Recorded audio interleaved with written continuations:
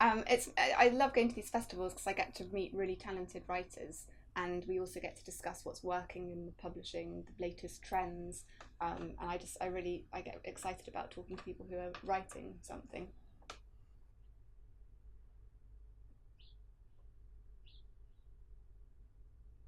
There's nothing I would rather do than be a literary agent, as it combines my two passions, um, books and my love of negotiating and doing deals. And it's become such a lifestyle now that I really don't know what else I would do if I couldn't be a literary agent.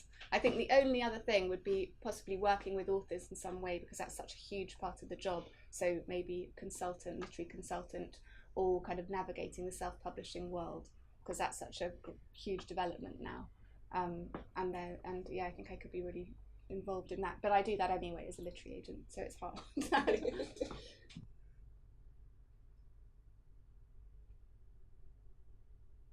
I think from the point that I offer representation, I love working with a writer to shape their manuscript. So I offer any advice to make it even stronger, because I'd only take something on if I absolutely loved it. But there's another level I take a manuscript to before I submit to publishers, because it's such a competitive, book market out there. So I love doing the editorial work with the writer, and then kind of the best part of the job, I think, is really trying to find publishers all over the world for that author. So matching them up with editors in the UK, in the US, in France, Germany, Italy, and doing as many translation rights deals as possible to kind of create international platforms for the author to succeed. So I love the international element, the film and TV side. I love pitching books, and just the day-to-day kind of doing a deal, but then growing and pushing the publishers to do more and more every day. I think it's really important to champion my writers.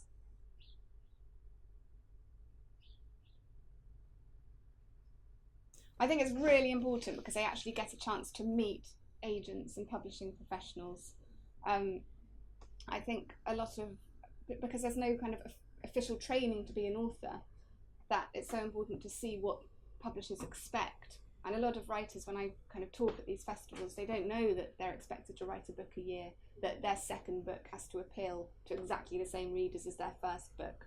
They might be writing adult fiction, children's fiction, different genres, and all these things. And it's really to tailor people, to get them to focus and to show them what's required at the moment in the industry, and also the importance of social networking with Twitter and Facebook. And if you're writing for children's books, the importance of doing school tours, and really getting involved with publicity, which was very, in the past, there wasn't as much of this, but now most publishers expect it to grow the sales. But I think it's so important for writers because they get to meet agents face to face. They can see whether they have a connection. I think nowadays that meeting's it's much more important to actually meet the agents if you're offered representation, to go and sit down and have a talk and see that if you're on the same wavelength. There are lots of situations where writers accept representation from the wrong agent for them. And I just think it's better you're much more in the know if you can actually meet the people and also discuss trends that are working in the marketplace. And there's lots of advice to do with submitting your work, the pitch, lots of one-to-one sessions with different agents so you can get different opinions on your book or what you might have to do.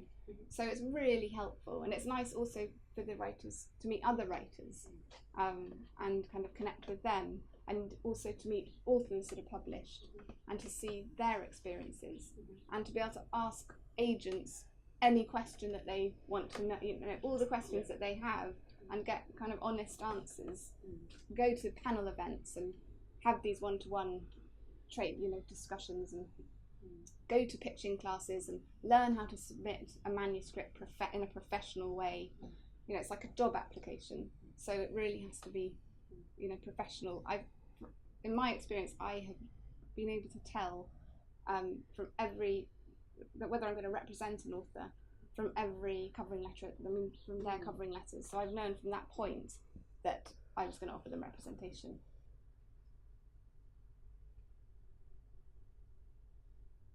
So this year I'm doing a class on pitching your debut novel. And this is to ensure that you get the most attention when you submit your work to agencies.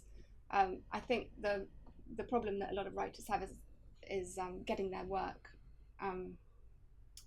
seen by an agent, and that's because we all receive so many submissions. So I'm getting every day between 80 and 100 email submissions from potential writers, and so I have to go through them very quickly. I can only look at submissions first thing in the morning and last thing at night, because the rest of the day has to be kind of working with my current clients, doing deals, and working with their material and their new manuscripts. So finding new talent, which I love doing, it's kind of one of my favourite parts of the job, I have to do really early in the morning. So I'm looking at my emails on my submission account on my phone, and that's how I look at it. So the title's so important, that can really stand out.